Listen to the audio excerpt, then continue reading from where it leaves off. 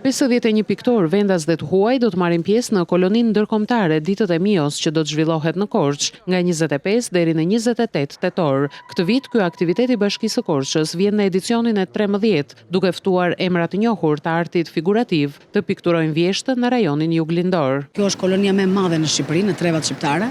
sepse për herë të parë vinë 15 shtete pjesëmarrëse, duke mos përjashtuar piktorët vendas, që unë jam e lumtur që në këtë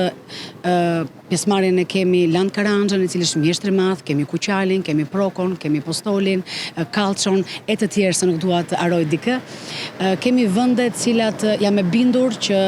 do të vizitojnë Korçën jo vetëm nga pamja e papërsëritshme që ajo ofron në vjesht. Do të kemi vende si Qipro, Kosova, Gjermania, Italia, Spanja, Malizi, Serbia, Rumania, Danimarka dhe unë besoj fort që